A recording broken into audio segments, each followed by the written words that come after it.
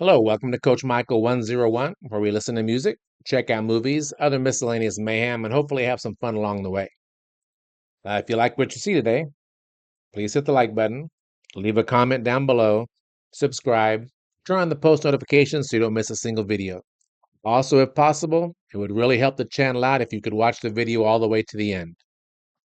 Today, we're going to check out the rescue of Jessica Buchanan. She was an American aid worker in Somalia, Africa, that was abducted and held for several months, I think 3 or 4 months. And she was rescued along with a fellow aid worker by SEAL Team 6. And this is the 60 Minutes interview with Jessica Buchanan. Uh, SEAL Team 6, the elite U.S. military group. Um, it's comforting to know that there are people. I get the image of, glass and, break glass in case of emergency. And these are the people that come when you need to break the glass. It's groups like SEAL Team 6, Delta, MARSOC, Air Force PJs, Combat Controllers, all these groups.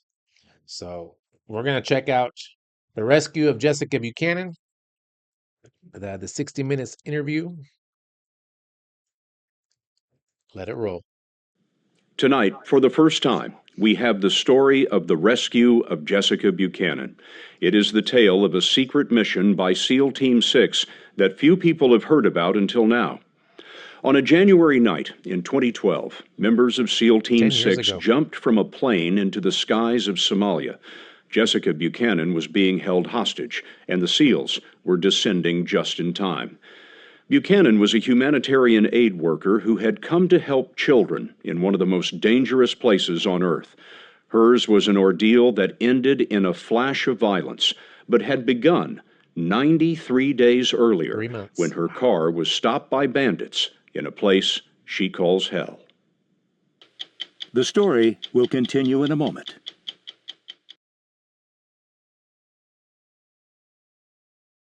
We stopped very abruptly, like so abruptly that I felt like everybody just fall forward. And then I start hearing all of this pounding on the windows and the windshield and all this shouting in Somali. And there's a man standing there screaming, and he has an AK-47 and he's shouting and he's pointing it at us. And then he climbs into the car next to me and he points an AK in my face. And they're hyped up like they're on speed. And all of a sudden we just take off. The driver just takes off and we just start slamming all over the place down these camel tracks. What did you think they were going to do? I figured they were going to rape me and then kill me. And I just keep thinking, this can't be the end. This can't be the end of my life. I'm only 32 years old. I haven't had any children yet. I didn't get to say goodbye to Eric. I didn't get to say goodbye to my dad. Like, this can't be the end. Jessica Buchanan was facing the end at the end of the earth. Somalia, on the farthest tip of Africa, is war-torn and lawless. This is essentially no man's land. Militias battle over an unforgiving land, as we saw while covering a famine there in 2011. It was the same year that Buchanan was with a Danish charity teaching children how to avoid landmines. On October 25th, her car was hijacked. The driver is driving like just a madman. We're bouncing all over the place. My head keeps hitting the window. It keeps hitting the roof.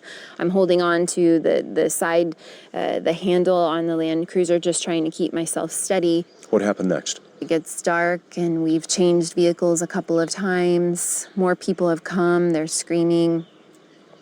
And I hear from behind me a higher pitched voice going on in Somali, and I think, my God, they have a woman involved in this. And I turn around and I see a small child in the back of the Land Cruiser with an AK-47 draped in ammunition.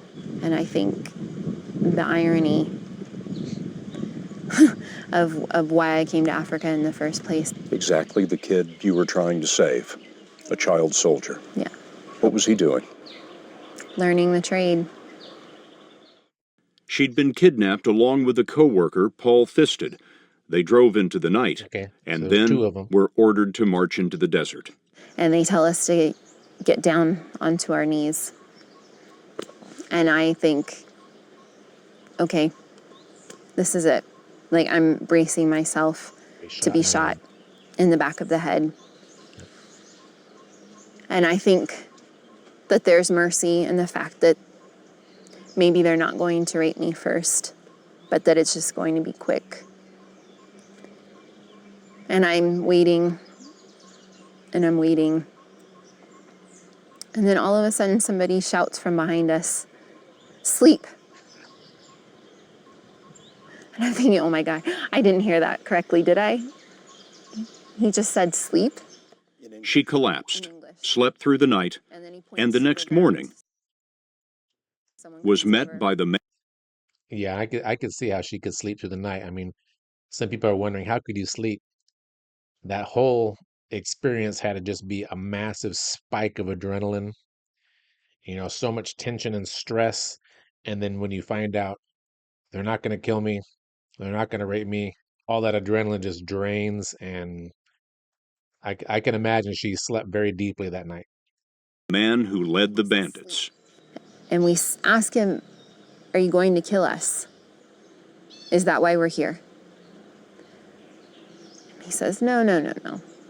Money. We just want money." How much were they asking for? They started out at $45 million. They thought you were pretty valuable. I guess so. The bandits She was a used her rock cell star. phone to call her husband, Eric Landemam. The two had married on an African beach 2 years It's before. pretty. But his number and the numbers of Buchanan's family had all been disconnected. It was part of the charity's emergency plan. The one Oh, number good, that good. worked was her Nairobi office with a hostage negotiator standing by. And that makes everything so easy. If only one number works, you have consistent conversation back and forth, and any information can be relayed elsewhere. But very smart, very smart. And so began months of talks. Where did they keep you? Day in, day out? Moving, probably. Under trees. Outside. You were outdoors for 93 days? Yep. And in the night, they forced us to sleep out in the open. What were the nights like? Long and cold. Then the rainy season hit, and it would rain all Freezing. night long, and you're already freezing. So then you're sitting there wet. What were you eating? Tuna fish, maybe once a day. We would get a small can of tuna fish and a piece of bread. Did you feel like you were beginning to lose your humanity at any point? Odd question. Yeah, I mean, they treated us like animals. It's a very journalistic question. To be so sick that, you're vomiting behind bushes and you can't walk straight, and you're laying in the fetal position on the ground under a tree, and they don't care. You are a paycheck. Their duty was to keep me from dying, because then I wasn't worth anything. They were in the hands of men and boys who were chewing khat. It's a plant with the same effect as amphetamines. Oh, okay. They were so hyped up That'd be like coca. on speed. It was like drinking pot after pot of coffee, and then the crash would come, and then it brought a lot of Headaches, belligerence and a lot of irritability. anger and a lot of temper. You and Paul came up with nicknames for a lot of the people who were keeping you. That's one of the ways you kept yourself occupied. We did. The 10-year-old boy? Crack baby, because he was cracked out all the time. He was chewing khat, and he had 2 black holes for eyes. There was nothing inside. This is one of the camps where she was held. The bandits hit her, pointed their guns at So if you look, the camp, it's not structured, so that's actually kind of smart on their part, because there's no landmark. And if anyone comes to try and rescue, you can see off in the distance. So You can see they planned that. At her and put a knife to her throat. But it was exposure that took a toll. She lost 25 pounds. After 3 weeks, the bandits made a video to prove that she was alive. Have you seen the video? I have. Paul and myself, Jessica, we are safe. Got a gun to her head. Alive. I can tell I'm starting to lose hope at that point. But hope would have to last for 2 more months. As the many weeks went by, did you think the American government's watching me, they know where I am, and somebody's going to get me out of here? No. Why? Because I'm just an aid worker. You didn't imagine that the President of the United States knew your name. Never. Okay, I can guarantee you that when an American goes missing or gets kidnapped like that, the president is aware. Joint Chiefs of Staff are aware. So if you're an American, don't lose hope, because I guarantee you they're getting updates on you. Guarantee it. Never in a million years. After 3 months in the desert, Buchanan had a serious urinary tract infection. And in a final call to the hostage negotiator, she said this. I'd become so ill that I couldn't stand up. I couldn't walk. I was in so much pain. And I said, I think I have a kidney infection. And I started to cry and I said, I'm afraid I'm going to die out here. The kidney shut When down. that call was received here in Nairobi, it set off a chain of events that led all the way to the Oval Office. The FBI and the military consulted doctors who said that if Jessica had a kidney infection, she might have just 2 weeks to live. That was transmitted to the president, who was also informed that in just a few days, there would be a new moon. Perfect darkness for a SEAL team rescue. Jessica Buchanan had chosen a star in the Somali sky to represent her mother, who had passed away a year before. She spoke to it every night, and with no moon, it was especially bright on January 25th. What did you say that night? Please tell God that I need some help. We need to get out of here. You couldn't have known that that prayer would be answered that night. I had no idea. She was on a mat trying to sleep when she heard a faint scratching noise. One of the bandits she nicknamed Helper heard it too. And I see this look of just sheer terror on Helper's face. I just saw a seal. And then all of a sudden, it's just this eruption of gunfire. And I think, okay, well, this is it. Yeah. This really is truly the end. Who's there. And I cover up with my blanket again, and I just start saying, oh God, oh God, oh God. And I just remember thinking, or maybe I'm saying out loud, like, I cannot survive this. She thought she was being taken by a rival group, maybe Al-Shabaab, Islamic extremists who would surely kill her. And then all of a sudden, I feel all these hands on me, roughly grabbing at me. And I try to protect myself. And I pull the blanket closer on top of me, and then I hear my name. Probably shocked. But it's not a Somali accent. It's an American accent. And I can't compute, like I can't understand that somebody with an American accent knows my name. And they say, Jessica, we're with the American military. We're here to take you home, and you're safe. And I pull the blanket down from my face, and all I see is black. So confused. Black masks, black sky, and all I can say over and over is, "You're American. You're American. I don't understand. You're Americans." Thinking, how did you get here? And I'm still alive. And they ask me where my shoes are, and I don't know. And one of them picks me up and starts running. He runs for several minutes and puts me down on the ground. And then they identify themselves and that they knew I was very sick.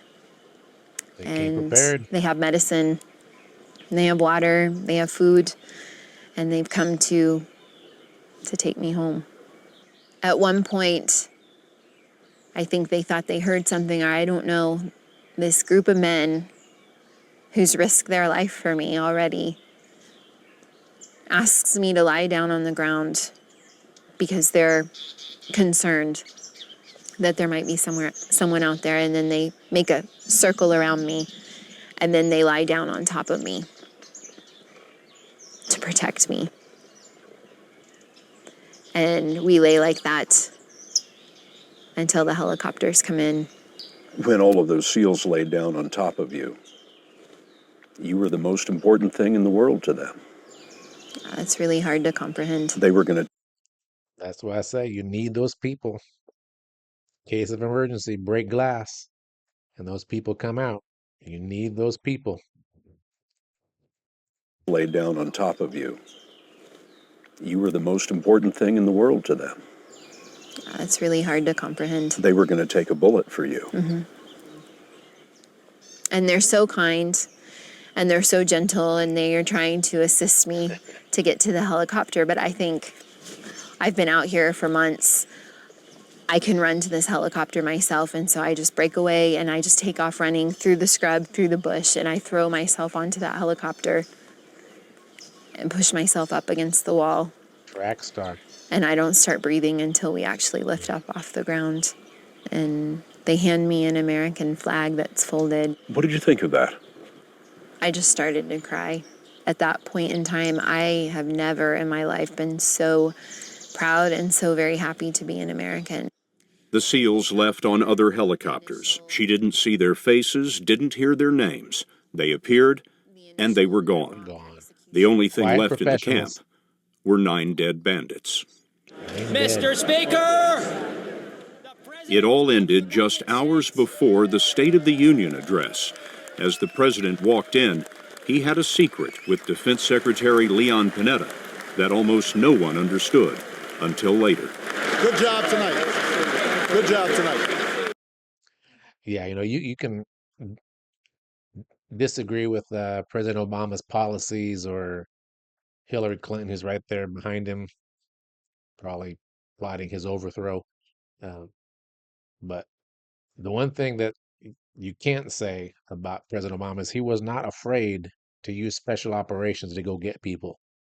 Even Robert O'Neill, the man credited with killing Osama bin Laden, said, President Obama had our backs. He had Rangers, and he had air groups and rescue plans. He was not going to leave us behind. So, again, politics aside, Obama was not afraid to use special operations, and he was not afraid to cover special operations. After the speech, President Obama called Buchanan's father. Jessica met her husband, Eric, at a U.S. base in Italy. I just couldn't believe he was standing there and that I was standing there. And we had a second chance. And then later we flew to Portland, Oregon, and I was reunited with my father and my brother and my sister and her husband. What was the first thing you said to your father? Daddy.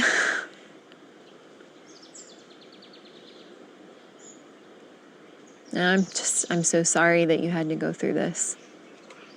She's thinking of her family, not even thinking of herself. But we made it. So did her Danish co-worker, Paul Fisted, who was also rescued by the SEALs. He said later that his lucky break was being captured with an American.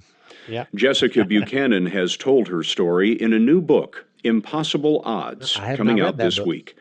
You may recall that she said that her first thought when being taken was that she was too young to die because she hadn't had children. Well, she's taken care of that too. She and her husband have a baby boy, and they've moved back to the States from East Africa. Yeah, I can imagine. Wow. Tonight, for the Wow. So that was the rescue of Jessica Buchanan. Again, operation conducted by SEAL Team 6, one of America's elite military units.